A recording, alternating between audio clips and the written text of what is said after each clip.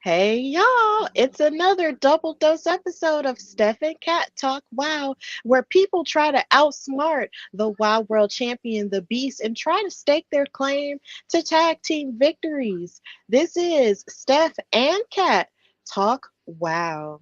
Yeah, yeah. Making her way to the mic. They start dimming the lights. You start feeling alright. From Birmingham, home of the Teddy Longs, and the room is stutters. More once you discover. For all of the lovers, Whitney Houston and Roman Reigns. For all of the lovers, and Mickey James and Marvin Gaye. For all of the lovers, and Sasha Banks, Janelle Monáe, Silk, Sonic, and Paige. Allow me to say, look, I just found a place, sweet escape. Every one of us, I was kinda late, so I just made it off the struggle bus. Walking by the fate, cause I know it's right in front of us. Yo, I ain't with the hate, gotta focus on what's great.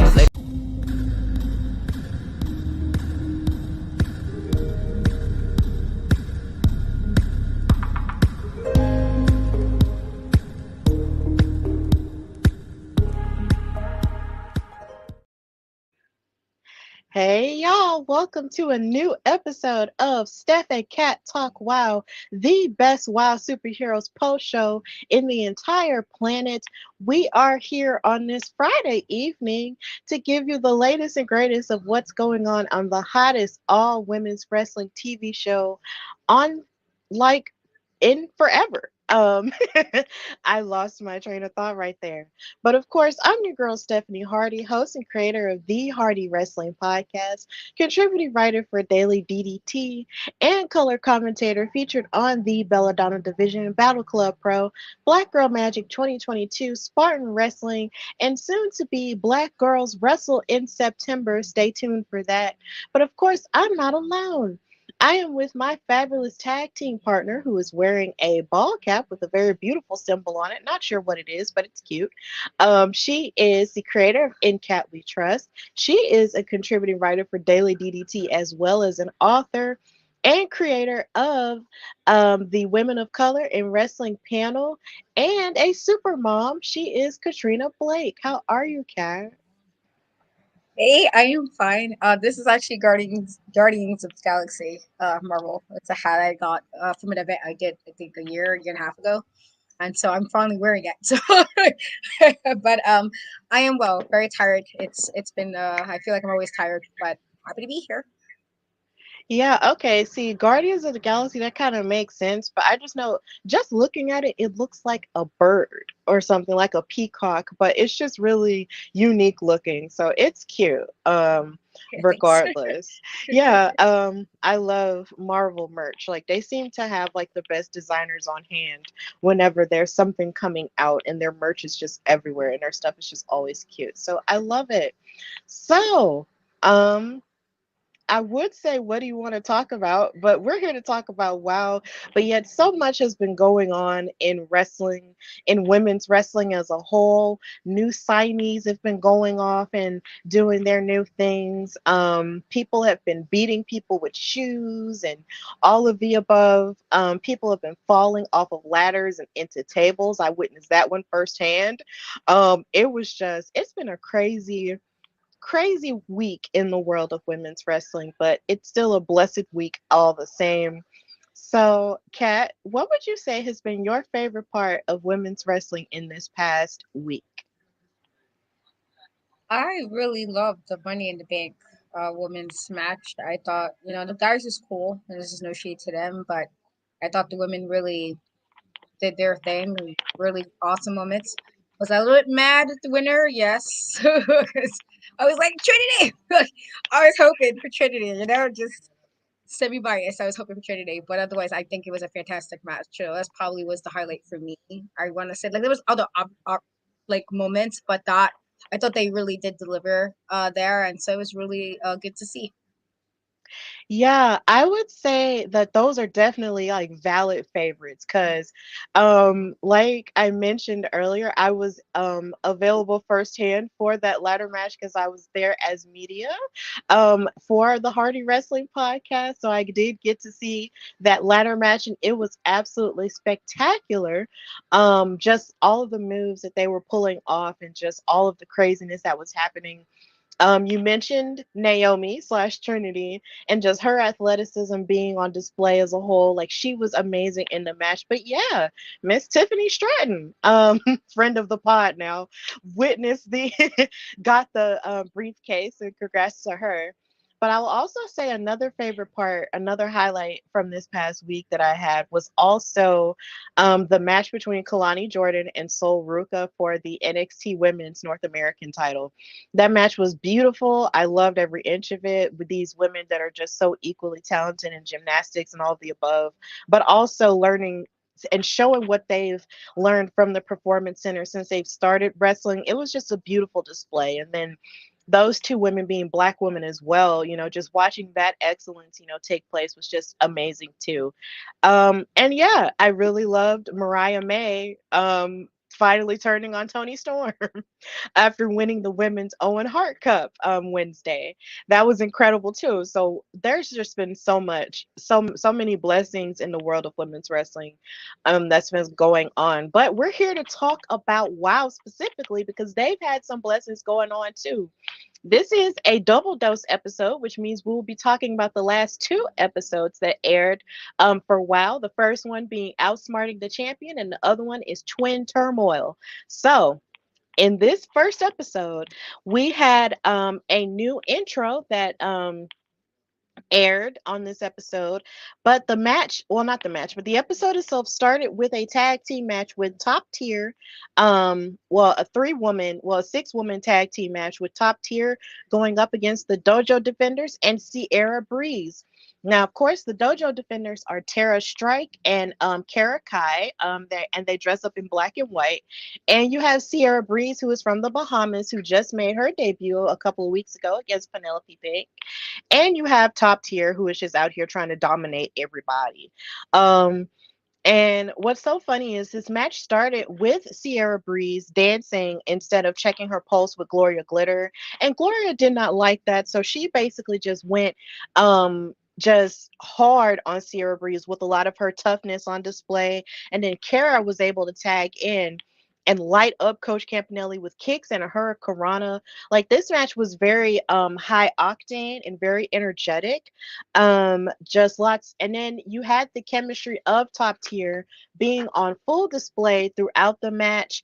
And sadly enough, after Coach Campanelli snatched Karakai off of the apron, Sierra almost won, but Gloria Glitter hit her with an aerobic annihilator, and top tier won the match. And the children were booing them after they won. But after that, they decided to cut a promo. And Coach Campanelli said, in case you all forgot, we are the Trios Tag Team Champions, and we have the trophy to prove it. Now, when I started this team, I knew exactly what I wanted, and it was executed perfectly. Professional boxer, professional in cardio and aerobics. We will take on any trio tag team. And David, we're coming to the table because we've got some business to discuss. You're welcome. And they stayed to watch the next match. Now, Katrina, how did you feel about this 6 woman tag and the chemistry that top tier had on display and the performance of the Dojo Defenders and Sierra Breeze?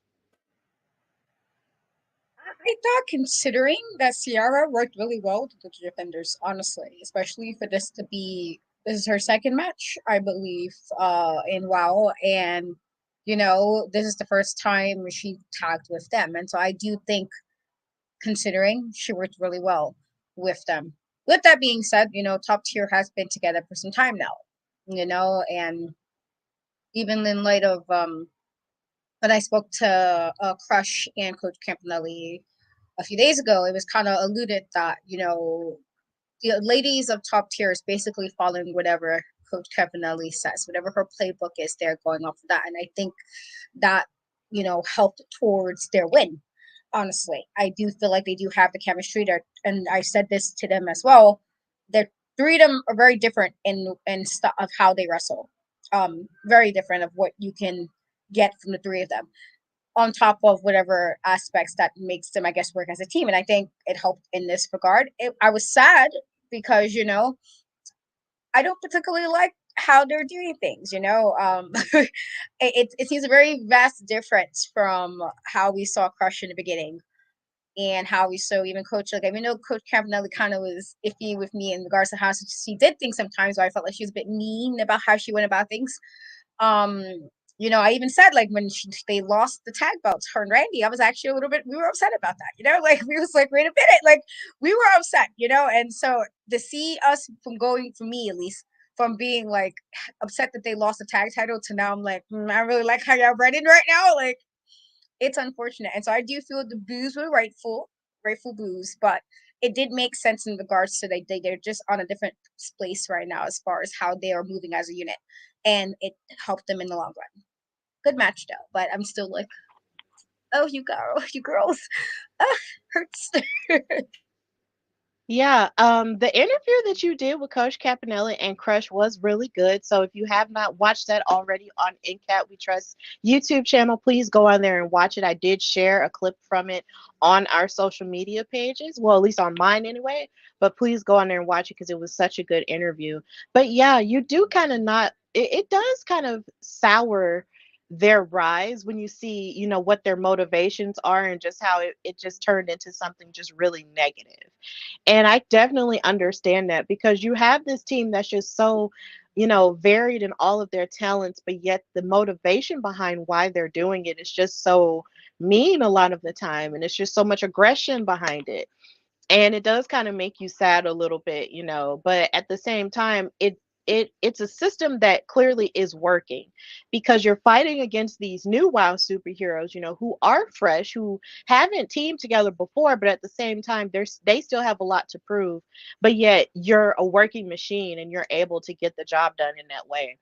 So top tier really has been, operating on all cylinders here. And they proved it in the match, and then they also said it in their promo with after the match. Like they're here, to prove that nobody can really top them as the trios tag team champions. And then of course, they stayed on commentary because they had some business to talk about with David McClain, but also they were interested in watching the next match, which was Las Bandidas versus the All American Girls 2.0 in Santana Garrett and Americana. They stayed on guest commentary, and Angel and Sylvia Sanchez basically jumped Santana and Americana before the match even got started. The bells started ringing, as they were jumping them, but then the All American Girls got the upper hand on them after a while during that brawl. But in the midst of it, there was a lot of great action on the part of Las Bandidas with trying to just wear down the All American Girls, but then Santana was utilizing her submission work in order to get the upper hand on Sylvia. And it was just a great back and forth tag team match between both of these teams. But in the end, Santana Garrett wound up bouncing back in a big way and um attacking Sylvia and Angel, and she won with a little bit of a stratisfaction. She did a backflip, and then used her legs to thrust Angel Rose forward and break and kind of just hurt her back and covered her for the 1, 2, 3. And it just seems like there's been so much magical Trish Stratus energy going on in the past week or so. So I thought that was interesting how that happened. So they won the match.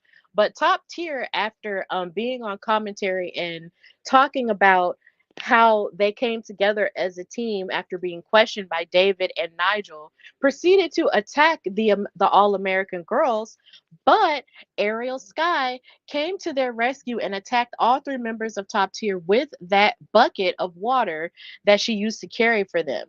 And then she cut a promo stating, Coach Campanelli, one thing since I got here a while, you've taken me under your wing. And if that's right, you taught me everything that I know. That being said, you think top tier is the best? Well, I'm ready for a rematch with my friends. So this might mean that somewhere down the line, we will be seeing a rematch between Ariel Sky and top tier, just with a different set of partners. So, Katrina, how did you feel about the match between Las Bandidas and the All American Girls and what happened afterward with top tier attacking them? I think before the attacking part happened, I thought it was a really good match. I thought, Los Bandidas has, like, while they had some losses recently, like we have said many times that they work so well together. And, we did feel the way about how they were acting towards Sofia Lopez. We was like, okay, you don't do all that to the person that kind of got you together. Um, but I do think they work well together, with that being said. And so to have that, and then you have Satana and Americana, who, since their team up after everything that happened, with Jesse and with like, to an extent it was Jesse, and then it was just a lot of stuff going on with the way that played out. And I think they also worked really well. I wasn't surprised that Top Tier got involved at some point, just because they were out there still. And I'm like, there's really no reason that you need to be out here to talk to David. In that regard, you didn't need to necessarily be here for the match to do that. Like, you could have went backstage, you could have waited till after the show, but you stayed there. And that told me they were itching to do some nonsense. And sure enough, they did. And so, fact that Ariel kind of came out, I appreciated that, considering what happened with her and Top Tier, and the level of basically trying to, like, she'll get one up and then they would do something to knock her back down. I thought this was a nice way for her to kind of show her thank you to an extent. I believe they helped her last 2 weeks ago, when they came out to help her, and so she kind of returned the favor. And so I thought it was nice of her. But Top Tier are gonna do what they do. I feel like it was very obvious that's kind of where they were going with it. When they stayed outside, I was like, yeah, you need to be out here unless you're gonna do some nonsense, and lo and behold, they did nonsense. So I wasn't surprised. But even with that being said, I do think the match itself is very good.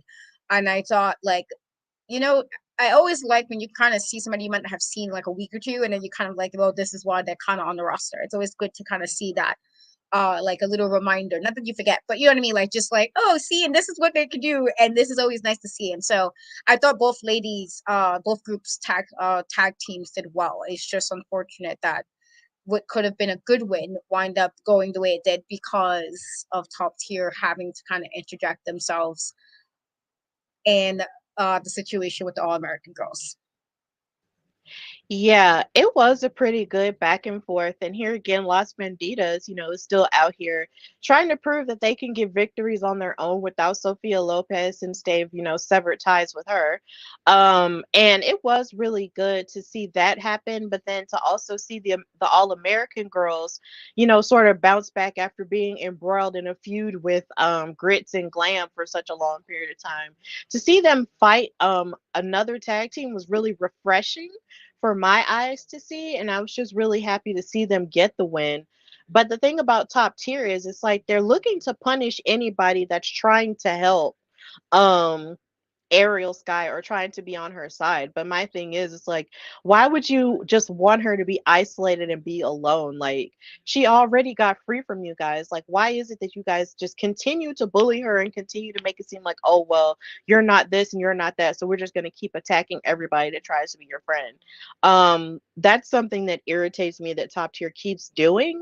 But at the same time, I do like that Ariel isn't backing down from them at all, because in any other circumstance, somebody might back down from them and just not want to fight, but she actually actively wants to fight them and says, "Look, until you guys get the point, I'm going to keep beating you guys up."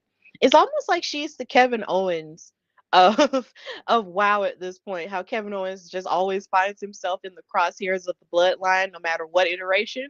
She's kind of like Kevin Owens to them as Top Tier, and I think it's really cool how she's not backing down from them no matter who she's fighting with side by side, and I like that. So I can't wait to see what that 6-woman tag is going to look like. So moving on to the next match. This episode was very tag team heavy, of course, until the main event. But we had another match with the Heavy Metal Sisters 2.0 versus Holidead and Chantilly Chella. Now, of course, this is Rebel Haze and Fury out here as the Heavy Metal Sisters. And Rebel and Holidead started the match off. Um and they got a lock up, but then Rebel actually stuck her tongue out at Holiday, and of course Holiday didn't take too kindly to it because she's very violent, and she's very imposing. So anytime somebody comes at her with the nonsense, she's just gonna bash them in the head. I love it. Um, I live for it. Holiday then put Rebel in a headlock, but then Rebel was actually really good at breaking out of a lot of moves, a lot of the moves that Holiday and Chantilly Chella had. Like she is evolving her game the more we see her wrestle. But of course, Holiday was actually able to break her down with a backbreaker. But Chantilly Chella was trying to attempt a couple of moves once she got tagged in. But Fury was able to battle back with a clothesline. And a lot of the agility was on display from Chantilly Chella throughout this match. And initially, there was a really impressive part where Fury actually hit a tilt-a-whirl backbreaker to Chantilly Chella and almost won the match, but then they hit a hang banger press and then a double clothesline, but the penitent was broken up by Holidead, and then Holidead used Rebel as a weapon to knock down Fury for a clothesline, and then Holidead and Chantilly Chella hit an electric chair to Rebel for the win. So Holiday and Chantilly Chella won this match, and it was really good. I enjoyed watching more of the chemistry of Holiday and Chantilly Chella that nobody expected them to have. It was really good. So I enjoyed it very much. And Rebel, like I said, is just continuing to get better and better in ring as we watch her. So, Kat, how did you feel about this tag team match? Oh, I thought that was fantastic. I do think Holiday and Chantilly Chella is just you would have never thought. You have Holiday who was more on the darker end of gear, how she wrestled and everything. In Chantilly, she was a lot more happier. And not saying Holiday wasn't happy, but just the level of cheerfulness that always seems to elude it from Chantilly when she's wrestling. And so, to kind of have them work so well together, even though the last time before this episode they did lose, I believe, it still was like even with that little mishap of communication, they still work very well, surprisingly so. And I think even Holiday picking up Rebel Haze, like that's a like I'm all for use what you need to use, but also like that's such a way to kind of send a message. Like I'm gonna use your tag partner as a weapon towards you. I think that was really innovative in that regard, and I respected it. I definitely did. And this is not to say anything with Fury and Rebel Haze because I do think that even them as a unit, they're getting better and better as a group. And to your point about Rebel, even getting better as well. So like you can just kind of see her in ring ability kind of increasing as well. It definitely is. I think this is a good showcase of that. Honestly, of her like she's also grown since the time we saw her debut in this iteration of WoW. And so I thought this was a really good match and like even fun to an extent just because of what it again, you have like the heavy metal, but it's like and they're supposed to be like more about follow along what people can say would be dark, even though it's not. And then you got also Holiday and Chantilly, which is like semi dark, but also very mixed versions of like styles kind of clashing to an extent. But this is a really good match. So I loved it. Yeah, I loved it too. It was really cool. And then you also have Fury, and and on commentary, David was actually giving Fury a lot of credit because he said that he always felt like she was the one who had the most wrestling knowledge out of both iterations of the Heavy Metal Sisters. And I thought that was interesting how he brought that up. But honestly, Fury is a really great. She has really great mind and an in-ring IQ that a lot of people have a tendency to overlook. And I think that that's really cool that they mentioned that on commentary. So kudos to David McClain for mentioning that. But, Holiday and Chantilly Chella really have been on a roll a bit as, a tag team. So for all we know, maybe one day they could challenge for those tag titles. Maybe, who knows?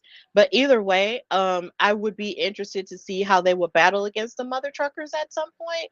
But we just have to wait and see. So before we get to our main event for this episode, there was a backstage interview from the Classmaster, a promo from the Classmaster and Samantha Smart. And Samantha started by saying, Beast, beast, beast. It would be wise for you to expedite your preparations because I have brought the biggest and I have brought the baddest competitor you have ever faced, the Classmaster.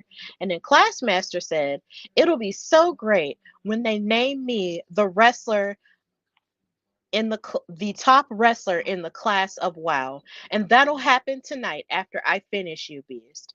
And the Beast responded by saying, "Classmaster, you're coming after what's mine." Well, I hope you're ready for the Beast because I'm ready for you. Fans, stay tuned because it's about to get ugly. And ugly it did get. So we moved to the main event, which was the Classmaster versus the Beast for the WoW World Championship.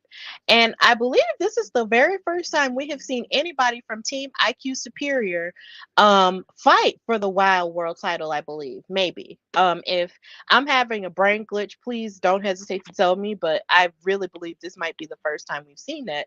And I was interested the first time they announced this on social media because the Beast usually goes up against women who are really good in ring, but size wise don't necessarily match up with her. The Classmaster, on the other hand, is like 6 foot tall, and they look like they're probably about the same height, if not the same build. And I was just really interested in seeing, like, powerhouse women going at it like that. Because you rarely, if ever, get that. So I was really interested in this from jump. So, um, I just couldn't believe it. Samantha Smart even started with the promo telling everybody to sort of stretch themselves and, sort of bend over and bow to the Classmaster to just know what it's like to give credit and praise to an actual champion. But after that, the Beast came in and made her entrance. And I wrote in my notes and said, the Beast has aura in all caps because anytime you see the Beast make her entrance, whether she has a title or not, you just can't help but just look at her because she just has a royal fierceness to her that she just brings every time she walks to the ring. It's just really cool. So this match started with a war of words and a lockup. They were talking trash at each other. And then they got into a little bit of a shoving match, sort of testing each other's strength a bit. And I thought that was really amazing. But the Classmaster tried to go for a big boot, but then the Beast ducked it. And then the Beast tried to go for a punch, but then the Classmaster moved out of her way. And it really seems like they have been studying each other and scouting each other's moves beforehand. And that's something else that I appreciate in wrestling too. Like, don't give off the impression like you've never seen them, like, or like you don't pay attention to them. Like, that was cool. I like that strategy. And so they locked hands eventually, but the Beast outsmarted and outstrengthened the Classmaster and then tossed her into a suplex, gave her a clothesline, and then knocked the air out of Classmaster. But then the Classmaster actually blocked another suplex attempt and then gave the Beast a taste of her own medicine. And then Samantha, of course, got involved because that's what managers do here at WoW. And actually, she elbowed the Beast and then ran away from her. And I'm just like, why can't you just stand on business? If you wanted to get involved, get involved. Don't run away. But that's what she does. And the Classmaster proceeded to give more clubbing blows to the Beast. And then she used her legs more to try to like break down the Beast. But then the Beast actually was able to get up and tackle the Classmaster and then scoop her up finally, like, and beat her up a little bit more. And the Classmaster actually hit a back body drop to the Beast and hit a final chapter choke slam. So Classmaster was really like showing that she could hang with the Beast, and I appreciate that. It was not like a dominant I'm gonna run over you type of feel. And then finally the Beast speared the Classmaster, but broke up the count in order to teach the Classmaster a lesson, and then gave her another spear and covered her for the 1, 2, 3. And the Beast is still our WoW World Champion. But big ups to the Classmaster because she really did try, and I really appreciated watching her and her ability sort of thrive in that environment with that type of opponent. So Katrina, how did you feel about this main event match? I thought this is that's really well.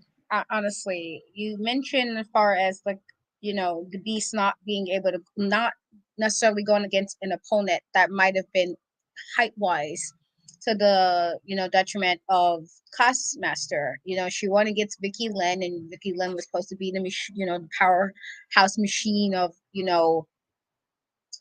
the Fab Four, and then she went against Rena Del Rey, and she's also somebody who's a bit of like a powerhouse in regards to like wrestling wise. And so you have a situation like that where you have like some tough women, but you also have somebody who's like tough but tall. And I do think that sometimes that changes just a little bit aspects of a match. And so, I do believe that this was the first one from, IQ Superior that went against any champion in that way. And so big ups to, I guess, Classmaster in that regard of getting the opportunity. Even unfortunately, if it meant like when GI Jane was part of them, how it kind of fell apart to the level of that it basically kind of pushed her aside for all of this. But I do think that I'm guessing Samantha Smart really believed in the Classmaster, and that's why she was able to kind of get this opportunity the way she did. With that being said, the beast is the beast for a reason. And, this is Classmaster did what she could do, but the beast is the beast for a reason. She was not a champion before, this iteration just because. And when she came back, she was only not champion because she had to give it away, not because she lost it, not because she sucked or any of that stuff. And so I feel like no matter who you are in WoW, or whatever it is that you are in that locker room, you really have to bring your A game, like 100% with somebody like the Beast. You have to bring your A game. The reason why Abilene was able to do the nonsense she was doing, because she was BSing. It wasn't like she was like beating her with like skill. She was literally beating her by BSing. It was also nonsense involved when she took on the Beast. And so in this situation, you just got to always come real hard for the Beast, and the Beast proved why she was champion. But I thought it was a really fantastic match, and I thought that Classmaster in particular, she really shone in this. I guess this was, we've seen a lot of, like, we've seen her wrestle before, solo, and we've seen her wrestle as a tag team. But I think when you put her in a match with somebody like the Beast, this really allowed her to shine. And so she did well. It's just like the Beast is the Beast, and I expected nothing less. Honestly, I expected the Beast to retain. I at no point felt worried or like stressed out about it in any way. I knew the Beast would win this, and she did. But this was a really good match, and definitely just kudos to Classmaster for really doing, like, really showcasing what she can do in this. Yeah, I was scared that maybe the title of the episode was sort of trying to give like a hint for something happening. Like I thought some shenanigans were gonna take place. And I was about to be like, please don't let us go on this roller coaster again where somebody tries to take the title from the beast in an underhanded way and she has to fight through all these hoops to get it back, please. But thankfully that didn't happen. But I just really enjoyed, seeing the Classmaster rise up to that expectation. And what's so funny is you brought up Abilene Maverick, and on commentary, David was talking about how she was still healing from that injury from to her back that she had sustained in that match that she had with the Beast when she lost the title, and said that once she heals up, she'll be back to challenge the Beast again. So maybe somewhere down the line we will see her challenge the Beast again, and maybe she'll try to BS her way through that time, like you said. But I just had to mention that since you mentioned her. But yeah, like the Beast is really like here for holding on to the title, you know, and just holding on to it with an iron fist now because she didn't lose it the last time. She had to give it up. So the idea that she has it now, that means she's going to knock down anybody that's going to try and get it, no matter how imposing or no matter how parallel they might be to her in size or in skill. And I was really happy to see her, battle back and retain her title in that way. It was really cool, but I can't wait to see more of what the Classmaster has in store as she goes through WoW and matriculates in that way. But we do get to see more of Samantha Smart in the next episode that we're about to talk about, but it's in a way that's kind of problematic, but we'll get to it. So that was the end of that episode, and now we're moving into Twin Turmoil, which aired last weekend. They showed a recap of the Fab Four going up against the Island Dynasty and the Beast, and how the Island Dynasty and the Beast won that match. So That match from a couple of weeks ago fed into this first match, which was Penelope Pink versus Tiki Chamorro. And the Fab Four was very irritated at the idea that she had to fight Tiki Chamorro again because she said she had beaten her before. And Lana Starr was just like, look, we're not interested in fighting Tiki. We want to fight the Beast. And David McClain wasn't trying to hear it. He was just like, bro, like, I scheduled this match because of what happened a few weeks ago, and that was what happened. And Tiki came out for this match, but did not come out with a radiant smile like she usually does. She came out ready to fight. Um, she was not ready to smile or hug or anything like that. She was just ready to fight. And she was definitely getting the upper hand on Penelope Pink with some kicks and some submissions and everything. And of course, Penelope was being her regular braggadocious, aggressive self with basement drop kicks and multiple pins because, of course, she just wants to get it over with because she's not taking Tiki seriously. But Tiki showed her throughout this match all the reasons why she needs to take her seriously. Like she actually hit her with a crucifix pin with and gave her drop kicks and spears with a step up enziguri and clotheslines. And she even had a step up headbutt where she springboarded off of the ropes and gave her two headbutts. And I was just like, dang, Tiki, you're going crazy. But the turning point in the match, which was in Tiki's favor, was Vicky Lynn trying to distract Tiki, but then she winds up getting hit by Penelope, and Tiki rolled up Penelope for the 1, 2, 3, and she won the match. But before she could even celebrate it, she gets attacked by the Fab Four, and the Tonga twins come out to even the odds, and the refs wound up breaking up the fight. And when they came back from commercial, David interviewed Tiki Chamorro and the Tongas, and Tiki stated that her victory was not only big for her, but also big for the people of Guam. And he announced that the main event of this episode was going to be the Tongas versus the Carlson sisters, with all of Fab Four and Tiki banned from ringside.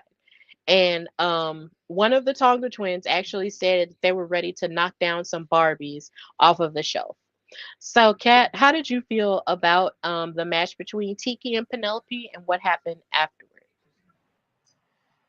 I think they underestimated Tiki. Honestly, I felt like the level of kind of dismissiveness, like we don't even want to fight her.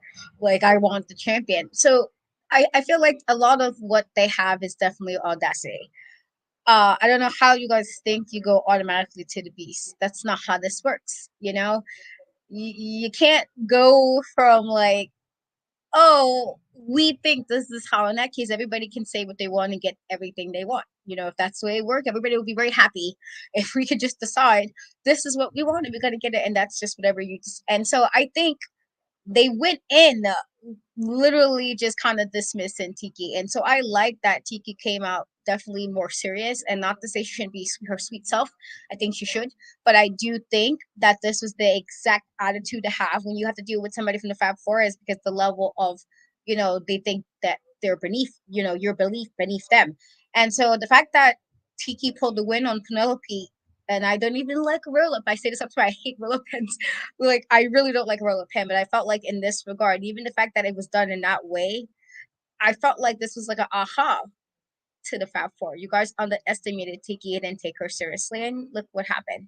With that being said, as far as it being another matchup with them, I kind of said previously before I don't know if I necessarily needed to see Miami Sweet Heat and Taga Twins wrestle anytime soon. In regard to just we've seen them wrestle so many times, it's like, okay, weren't they pretty even here? Or did I thought we already handled, at least for now, their feud. Like we handled that already. They had like two matches where it was all hell broke break loose, basically.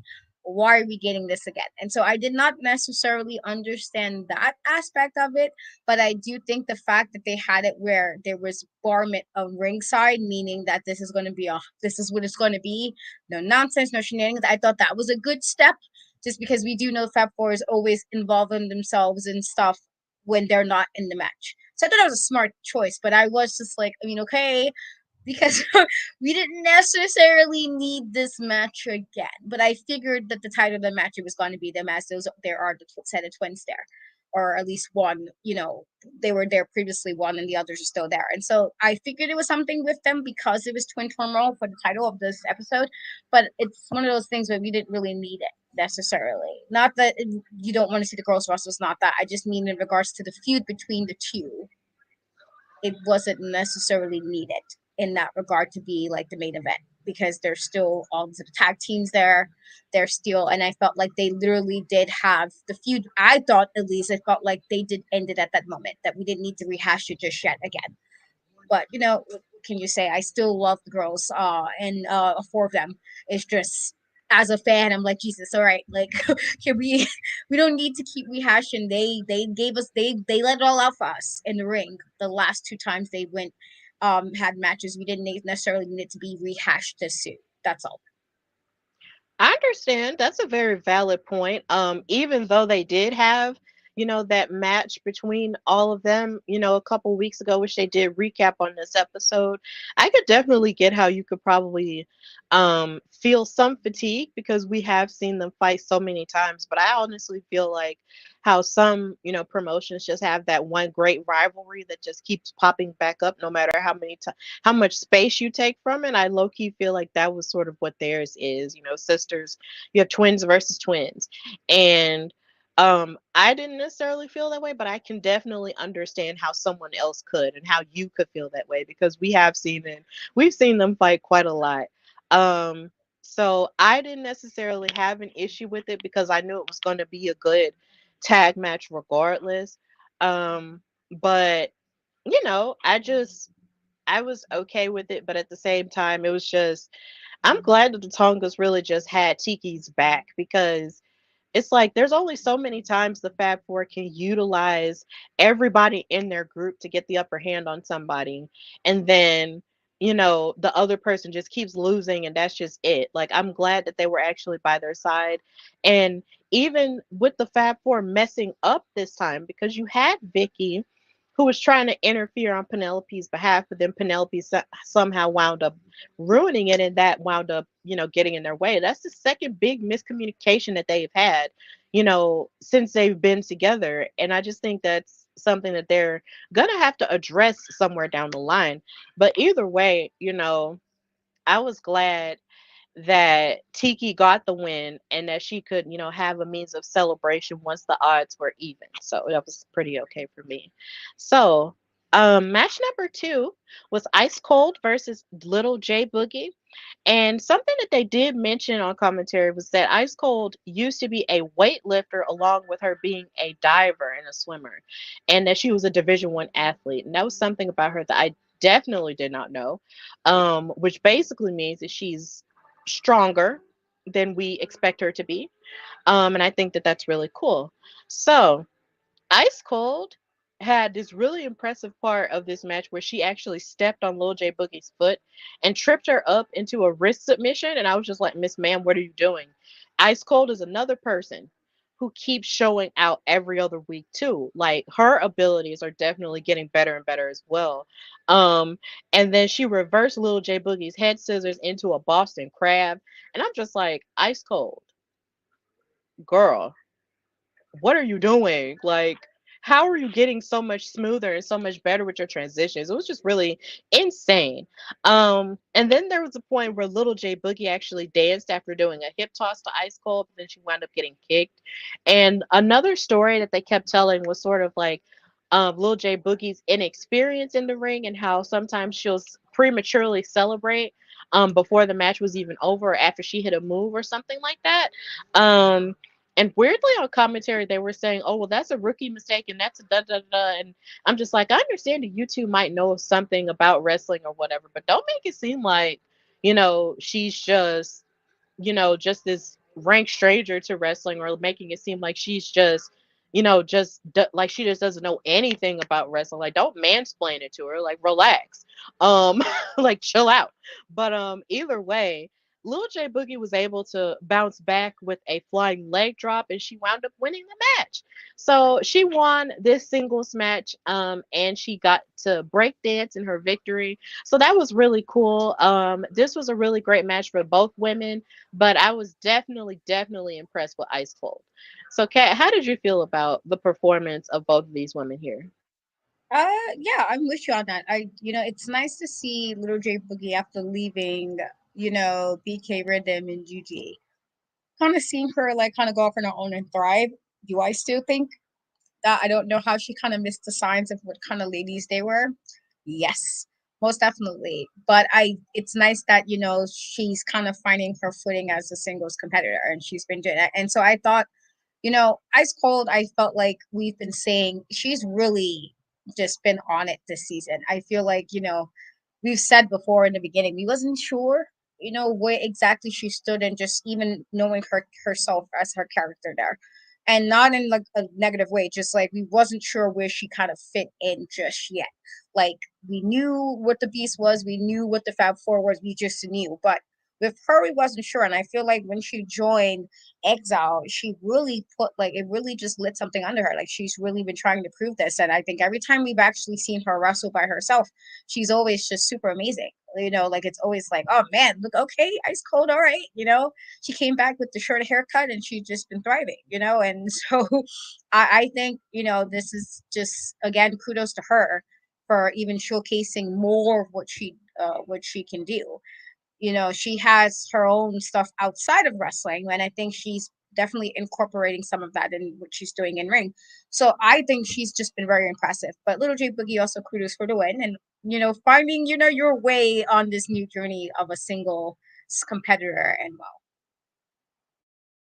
Yeah, like Lil J Boogie is finding her way, and I am glad that her match after she tag team with Steffi Slays was a singles match because a part of me low key felt like, well, maybe she'll, what would happen if she just stayed with Steffi Slays as a tag team, um, and before she went off on her own. But it seemed like she went off on her own very quickly, and she did do a good job and stuff like that. So I really enjoyed watching her wrestle Ice Cold in this way. And then you also have Ice Cold sort of being on her own too, for the first time since she debuted on WoW, after being with Exile for so long too. So it seems like both of these women had very equal things to prove here with the match, but at the same time, Lil J Boogie was someone who just they both kind of just got thrust out by their groups, and now they're sort of trying to figure out what it means to swim on their own. And both women did an excellent job here. I'm just gonna need for commentary to back off of Lil J Boogie a little bit because I mean I understand she might be a new wrestler, but that doesn't mean you outright have to just say, "Oh well, that's a rookie mistake," or "That's a da da da da da da." Like, okay, relax, y'all, relax, okay. Um, but not too much on her. So it was a good match for the both of them. But I'm glad Lil J Boogie got the win here. So moving forward with match number 3, we had a tag team match with Animal Instinct, that's Goldie Collins and Katarina Jinx, versus a newly reformed Team Spirit with Pep Riley and Sasha Sparks. This was interesting for me because I did not think that Team Spirit was really going to get back together. A part of me was hoping for it and rooting for it, but then there was another part of me that was just like, well, what if they don't? What if they just, just be separate for now? Because Ariel Sky isn't really the leader; she's off on her own. And then we had one match with Pep Riley, going up against Goldie Collins a couple weeks ago, and she lost that. So what would happen if Team Spirit just never got back together? But they did, and I thought this was really interesting. So Animal Instinct, whose initials are AI, which I think it's really interesting, cut a promo stating, well, not Golden, Goldie said, "Well, what an honor for you all to see us tonight. You see, we were a little surprised when we saw who we were wrestling this evening, especially with how my last match with Pep Riley went. It's a slip of the tongue. Sorry. She really called that girl a dog. Like, what the heck? Um, you see, I'm familiar with training toy breeds. I understand their high energy and their resiliency." And then Katarina said, "However, we understand the art of playing with one's food. It doesn't take much to knock them off their feet and hold them down. So, Team Spirit, prepare, because we can smell your fear, for we are Animal Instinct. Now, in this match, there was a lot of Sasha Sparks gave a lot of lucha energy because she actually gave like a lucha arm drag to Goldie Collins for her disrespect because Goldie was talking smack to her and actually mushed her face. And I was like, girl, why would you do that? And Pep Riley was showing a lot of her cheerleading agility by hitting a cartwheel elbow to Goldie Collins, and but Katarina wound up bouncing back by giving a big boot and a mousetrap DDT to Pep Riley, and then they proceeded to isolate Pep Riley and stomp her in their corner. And then Goldie Collins hit a snap suplex to Pep, but then Sasha was able to hit a stunner and a kick to the back of the head of Goldie Collins. But Goldie and Katarina wound up winning the match with a pause for effect maneuver where I believe Goldie was holding up Pep Riley on her shoulders, and then Katarina hit some type of stunner slash DDT onto her, and then they wound up winning in that way, and that was really good. I thought that was a very impressive maneuver. So Animal Instinct wound up winning. This was interesting. So Katrina, how did you feel about Animal Instinct's performance here and Team Spirit and their ability to bounce back? I appreciated Team Spirit being able to bounce back. You know, they unfortunately have a really rough go at it for a few weeks. You know, you come in thinking you're doing like you're going to be part of a unit, part of a group, and then the person in charge of your group basically pulled the rug from beneath you. So it's like then you're like even with Ariel, like she kind of left them kind of waiting in the wings as well when she first said she wanted to kind of still kind of beg for coaches, you know, I guess apologize to coach for, you know, what she did and said. And while she wanted to removing herself eventually for Team Spirit, it looks like you pretty much left us, kind of threw us under the bus to an extent. And so it's really nice that they were able to kind of it was nice to see them together again because I wasn't sure what was going to happen at first with two of them, like whether they were going to still be a team or were they going to be just now solo competitors because it seemed like they kind of just kind of fell all apart. So it was nice to kind of see them tag again. With that being said, we both said I think at one point we were kind of surprised with Katarina Jinx and Goldie just because it seemed very different. One of those kind of opposite tracks. You got Goldie, who's like a dog lover, but also you know she has the blonde hair. Excuse me, she has the blonde hair, white outfit, and you got Katarina, who's a cat woman. You know, she was posting the cat to see all the time on her Instagram. But then, you know, she's also makeup, outfits, everything is just very different. And so the fact that they have worked very well to the point where they're now having maneuvers together. I'm like, yes, I love a good tag team move. Um, I love a good move when a team puts something together and it's just their move before their tag team. And I thought that was very well done. I thought it was a very creative way to win. Definitely earned my respect. Not that I didn't have it, they didn't have it before, but I felt like again, I do love a good tag team move, like truly. And so I thought that was a really great way to win. And you know, it is sad for Team Spirit, but hopefully, even with the loss, they can kind of take it and like take a minute and try again, and you know, hopefully they'll win their next matchup. But just for Katarina or Animal Instinct, uh, as they are called, I think like we've watched them grow from the first time we've seen them tag, and I think they've been doing a fantastic job. Yeah, they did do a fantastic job. I enjoyed it. And Team Spirit really has had a rough go of it in trying to sort of find their identity outside of being, a faction and now just being a tag team. I appreciated the fact that they, even tried and still sort of brought their cheerleading energy with each other. I really liked that. And how in certain parts of the match especially in the beginning, they seemed to have, the upper hand. But it seemed like Animal Instinct was really out here to prove a point, and they definitely did that. And it's like you said, with the opposites attracting, you would think that they wouldn't work so well together, but yet they do. It's kind of like it sort of feeds into that notion that a lot of people feel like maybe dogs and cats stereotypically don't get along, but then you see those random families that actually do have dogs and cats in their home and they do get along and they actually have a, somewhat cool atmosphere. I feel like that's what Goldie and Katarina bring. That's just what they bring to the table. It's like you wouldn't think that they would get along, but they do. And I think that's pretty great for them. So I enjoyed this tag team match. I'm glad that they found their groove, but I'm still hoping that Team Spirit, finds their groove again because of everything they've gone through in the past couple of months. And I just hope that they get it together again. So, after this tag team match, there was a segment involving Samantha Smart in her office. And when I say this office looked very masculine while also at the same time very intellectual, that's exactly how it looked because I never thought I would see like trophies of animals hanging from a woman's office. I was just like, yo, what the heck is going on here? So you hunt too? Like, what is this? Um, but she gets a phone call while she's sitting in her office from the disciplinarian.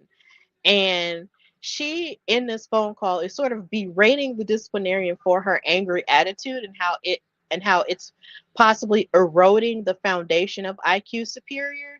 And just the disciplinarian then asked her about a match that might be coming up pretty soon. And she said, yeah, I made the match, but just know if you don't win, I will personally throw you out of IQ Superior. And then she hung up the phone on her.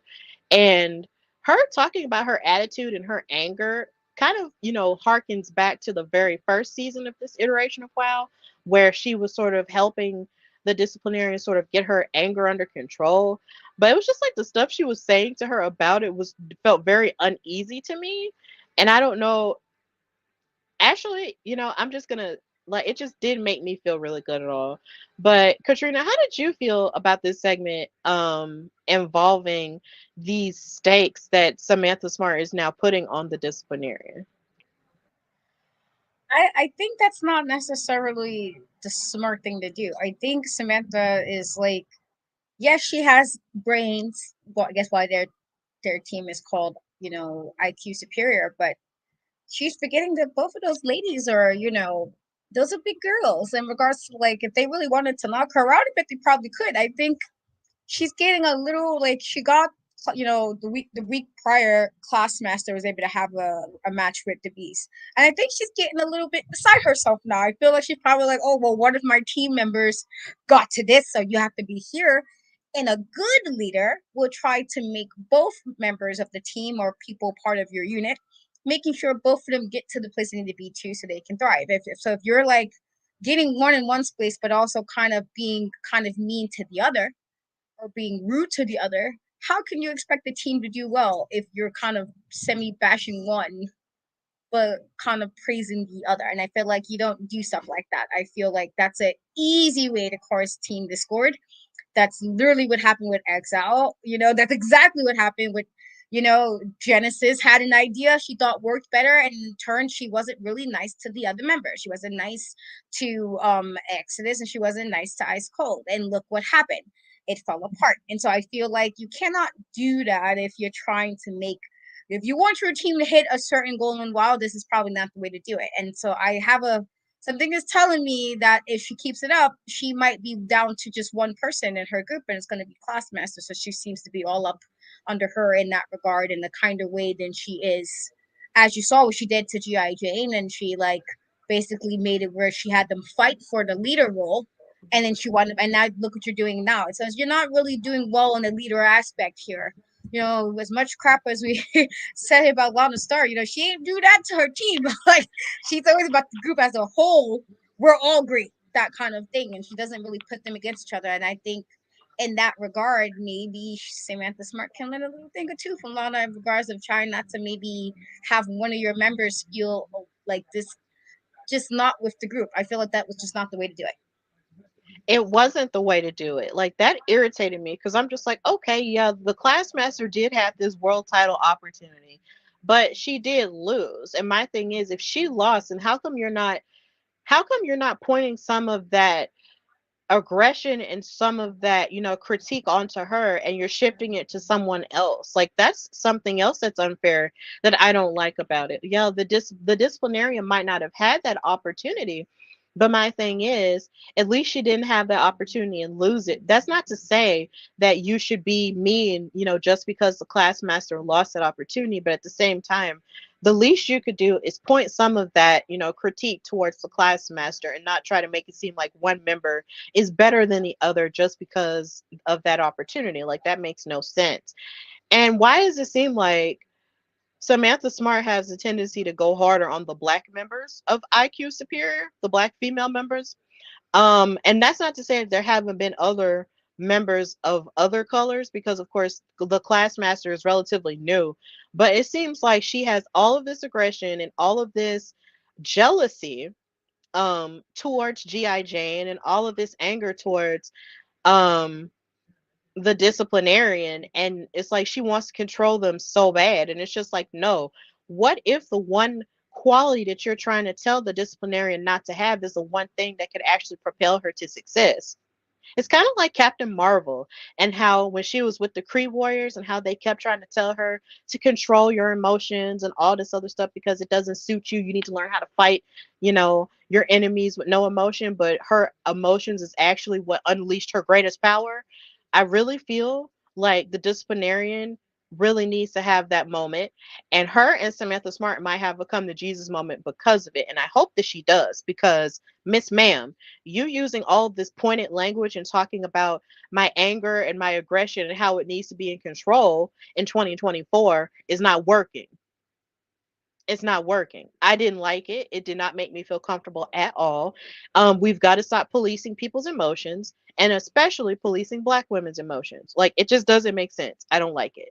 And I hope that somehow down the line, the disciplinarian will actually grab a hold to Samantha Smart and shake her. But, that's just a very personal thing that I think I just wanted. So this weekend,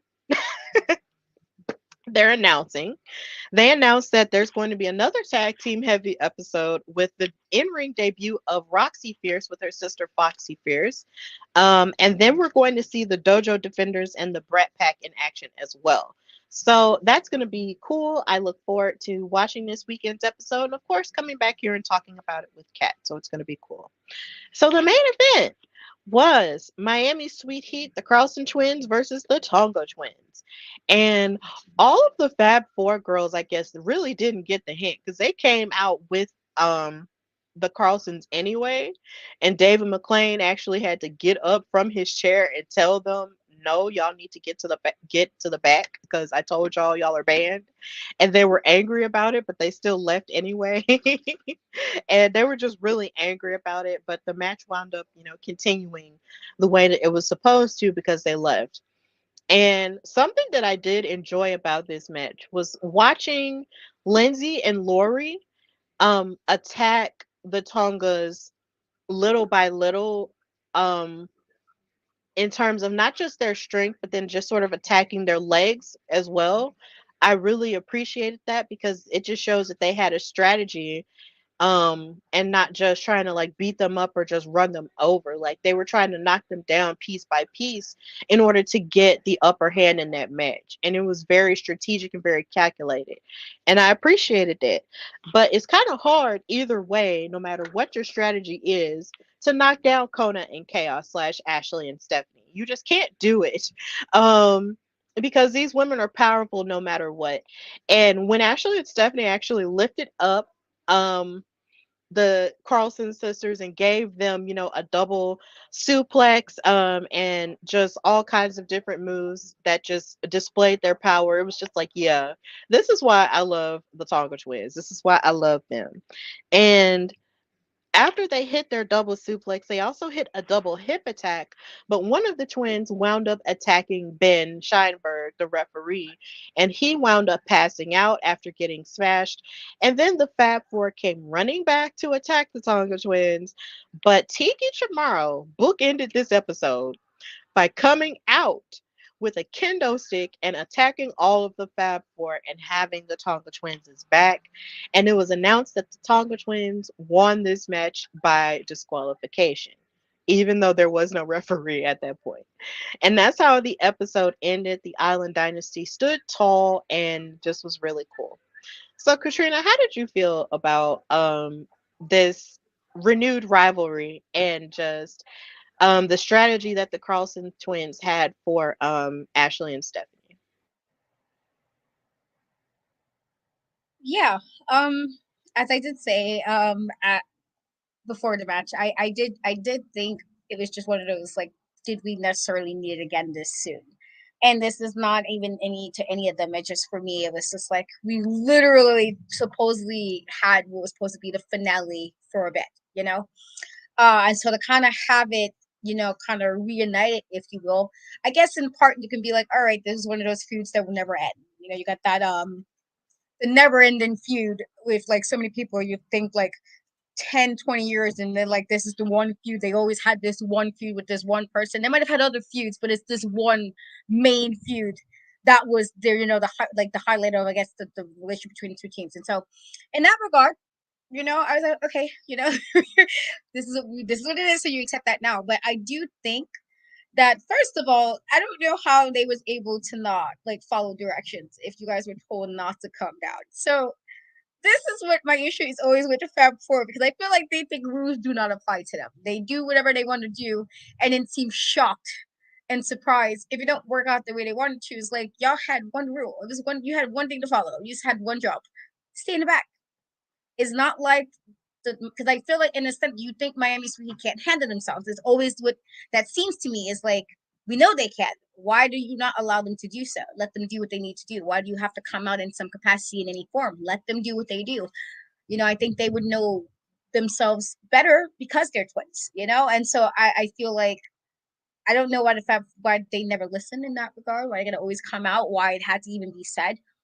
If I would have automatically like, you guys must want to lose. We wouldn't have gotten that far if I was in charge. I was like, oh, so you can't follow instructions, Tom? Like, we're gonna just end it right there. Tom is win off of principle because you need to follow instructions. With that being said, do I think some aspects of what Miami Heat did was smart? Yes, I do. In regards to, if you're gonna like, it's one of those kind of like maybe making a part weaker. Tongas are strong, but they're stronger together. And so it was a smart play to kind of try to weaken them in the way they were doing it. Again, though, with that being said, it would have been fine if they did that without involving the rest of the Fab Four. And I feel like that is always my issue with them. It's like they do things that is like, all right, I see it. I see why you guys would attack champions these many times. And then you do something that just kind of basically just puts me right back to step one, was like, this is why you guys get on my nerves, because you guys are gonna do 20. You gotta always do all this extra stuff that you were supposed to be doing. And so, like, why did you have to interject? Why not let the twins handle this, because they clearly are champions. And while some of it was a nonsense, also some of it they did do on their own, and so they can do it. Let them do it.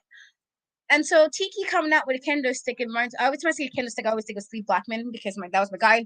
He was always ready to just beat up people with the kendo stick, and I'm like, yes, so sometimes I see somebody with a kendo stick, I'm always like, that's the Steve Blackman energy you're getting right now, and I love it. And so I was very glad that just basically Tiki was just no nonsense in her like situations in her own match. In this, no nonsense. She was like, you're not gonna be acting like I'm the weak one, And I was like, as a smaller person, I love that.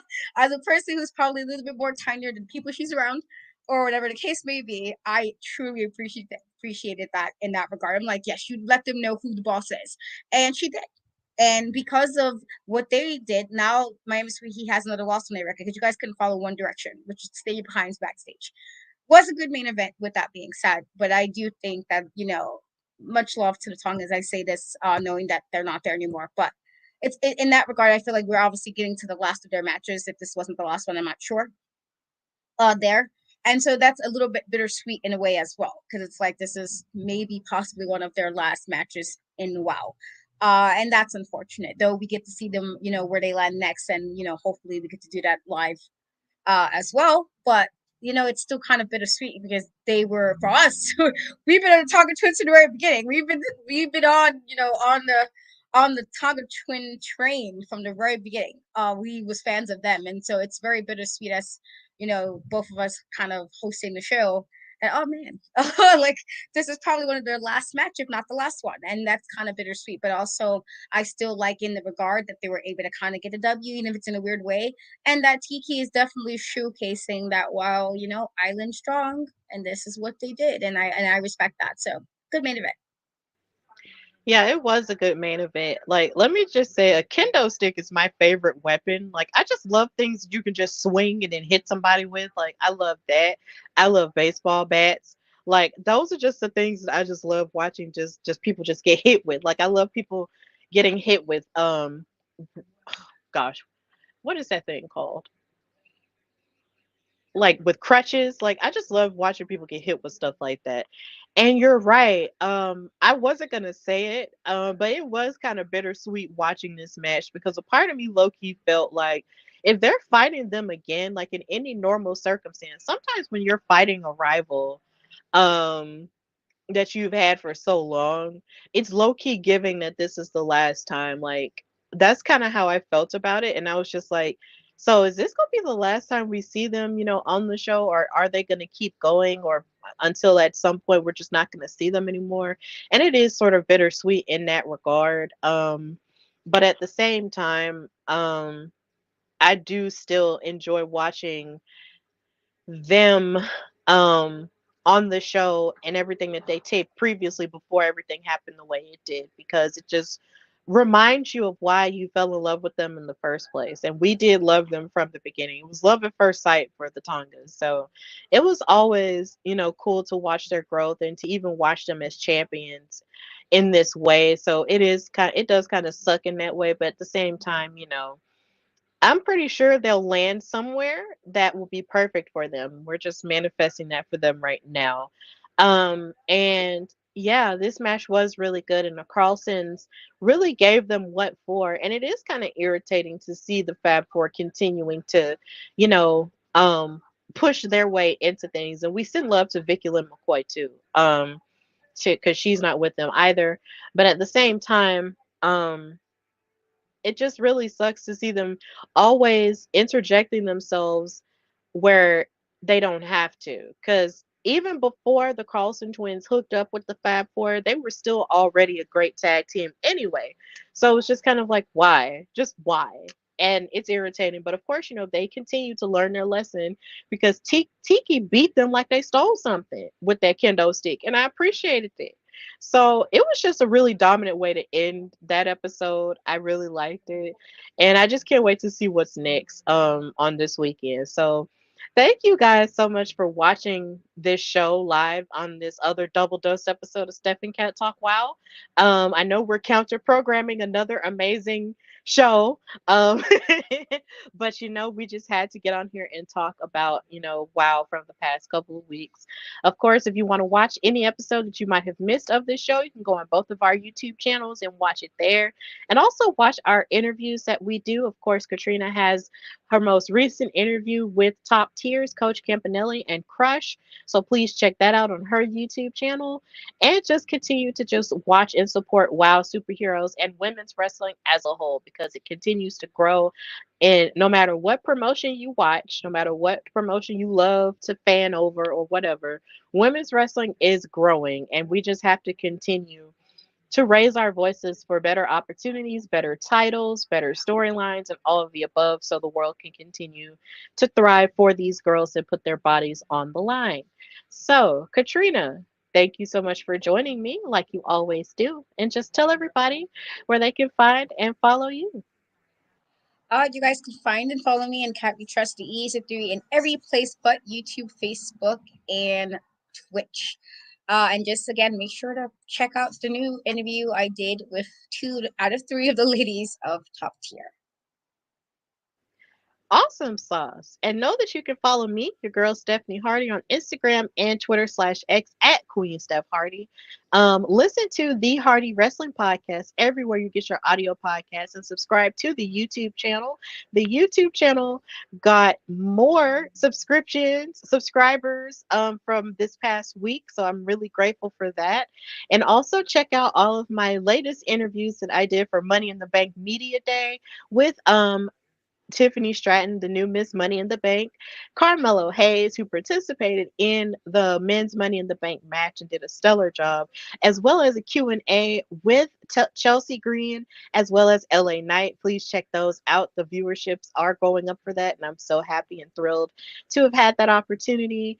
And also check out my question that I got to ask Tiffany Stratton afterward at the press conference. Of course, you can watch that on WWE's YouTube channel, but I do have a clip of my question up on all of my socials, so please watch that. It was such an honor to be there and to be a part of it in that way for my own brand. It was so great.